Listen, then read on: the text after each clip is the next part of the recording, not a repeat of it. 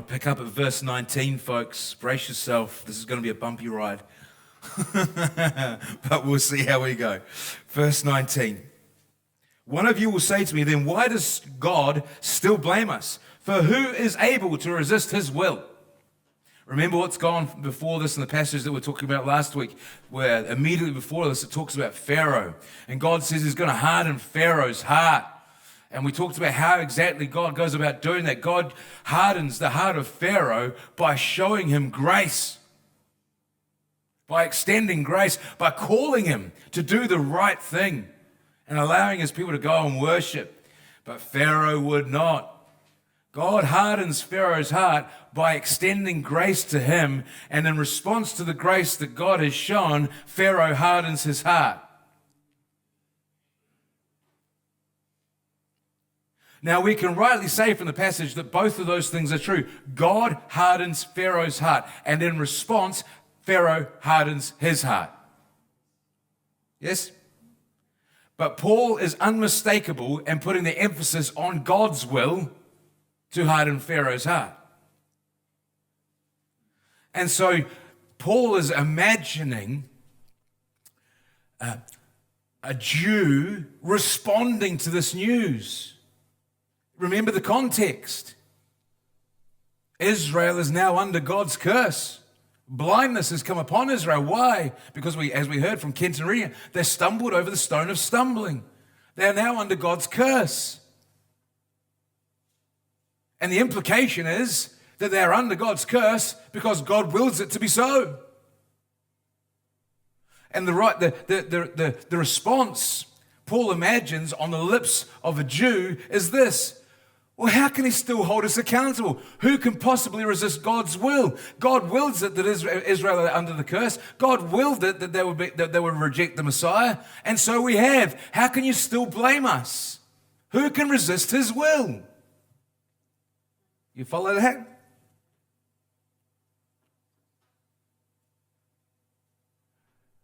What's the answer to the question? Think carefully before you throw your answer back at me. Who can resist God's will? What is your answer? No one.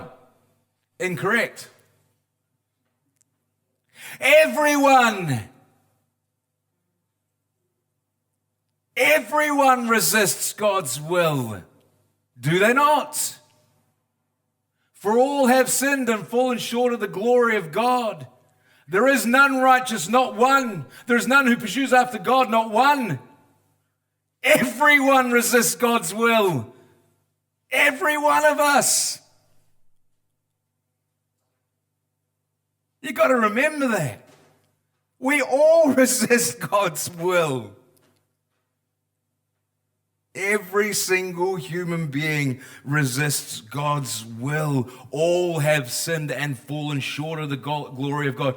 All reject God. All, we like sheep have gone astray. All, everyone, not one exempted. All resist the will of God. Because we all want to be our own gods. We all want to be the God of our own lives. I want to be the ultimate authority. I don't want to have to bow my knee to anybody. I want to determine what good and evil is. I want to determine the state of what true reality is. And I want reality to shape itself around my desires, to do to what I say, to please me, to make me feel good, to make me feel vindicated, to make me feel justified, to make me feel accepted, to make me feel privileged. I want all reality to reorder itself in order to bless me. I am God, therefore you must obey. That's the way we operate. Isn't it?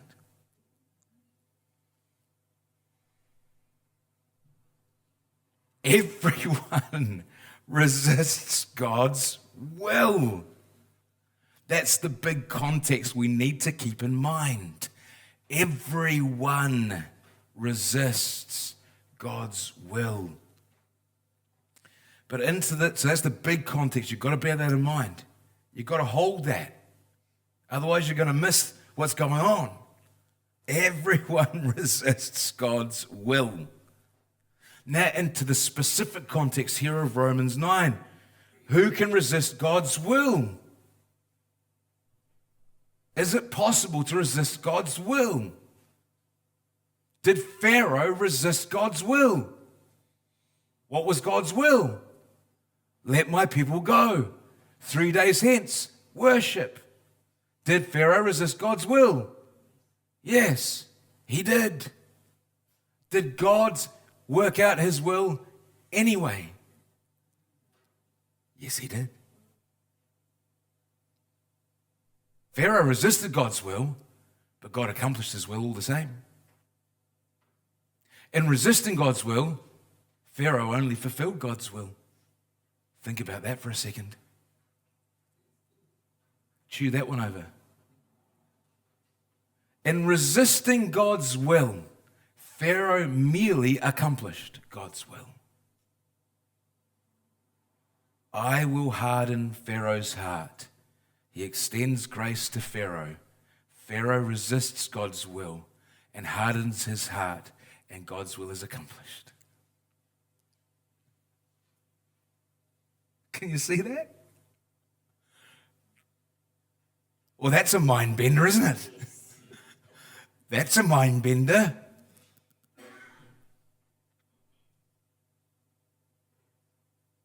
In resisting God's will, Pharaoh merely accomplished God's will.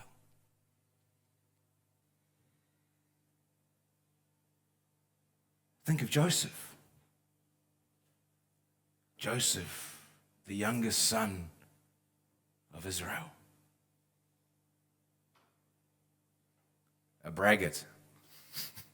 Kind of liked himself a little bit. Not a lot of wisdom with his mouth. I know someone like that. Not a lot of wisdom with his mouth. Tends to run it. Gets him in trouble every now and again. Joseph says, I've had these great dreams. You're all going to worship me. Come here, Joseph. Me and my brothers would like to have a wee chat with you. We've got a very special place where we're going to conduct this. It's at the bottom of a well. See ya. Right, that takes care of him.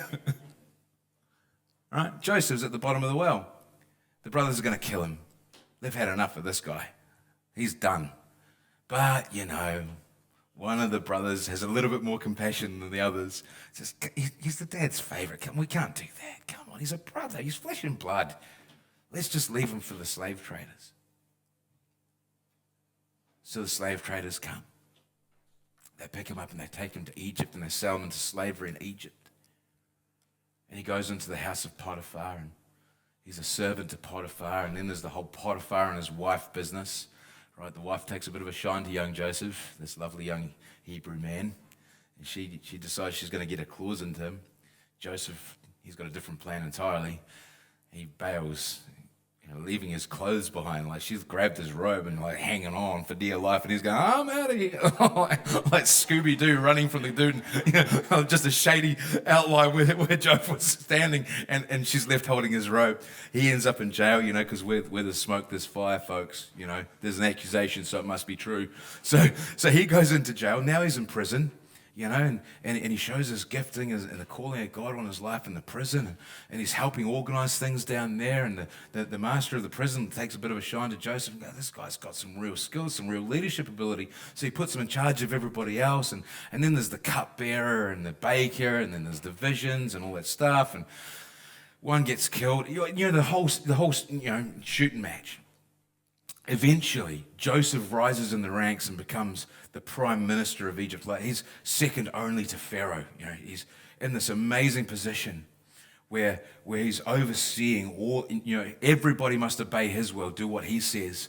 And then there's the visions of the feast, and the vision of the famine, and the storing in the time of plenty, and the famine comes, and through the famine, the brothers end up having to come into Egypt begging for food. And who is it they come begging? They come begging Joseph, the very brother that they betrayed and threw in a hole and with conspiring to kill. Now they're looking, the one who they would kill, they are now looking to for their livelihood. The one who they would murder, they are now looking to for their very lives. Does that sound familiar? Does that sound familiar? The one who they would murder, they are looking to for their very lives. You remember what happens when they finally have that honest conversation and the brothers realize that it's Joseph, and they get afraid, and they're afraid that Joseph's going to enact his vengeance upon them. He's going to exact justice. It's coming. Here we go. And they get down on their knees and they're in tears and they're weeping. And Joseph says, through his own tears, he says, my brothers, get up. Stand on your feet, brothers. What does he say? What you meant for evil, God meant for good.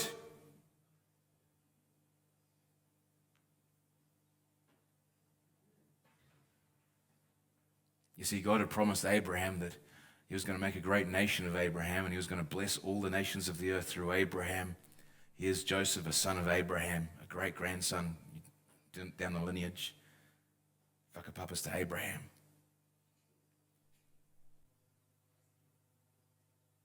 And now all the nations of the earth are being blessed through Abraham, through his offspring.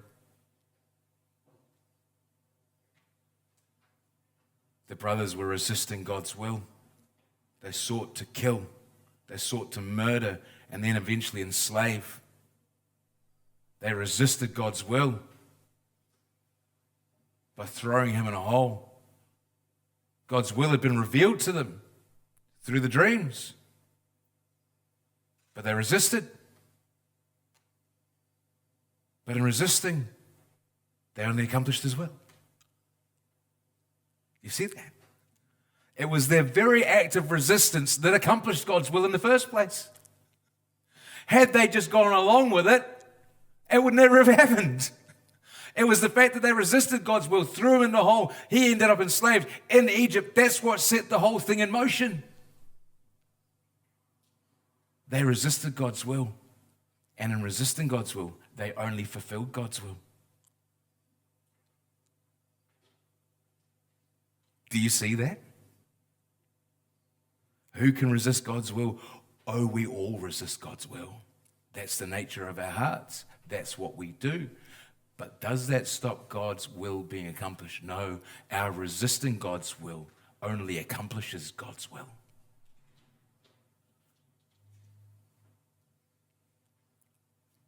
Who is the ultimate example of this? The devil. The devil is our enemy who seeks to kill, steal, and destroy.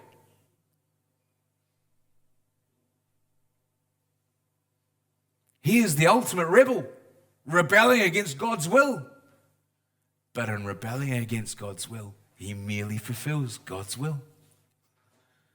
You see, the devil and his angels, the devil and the demons, the powers and principalities of this fallen world, this present darkness, thought that they had won a great victory on the cross. They had conspired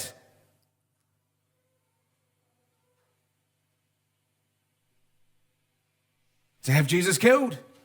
He was betrayed by one of his closest, by one of the 12. The devil entered into him, conspiring to kill the chosen one of God. But in resisting God's will, the devil merely fulfilled God's will. Do you see?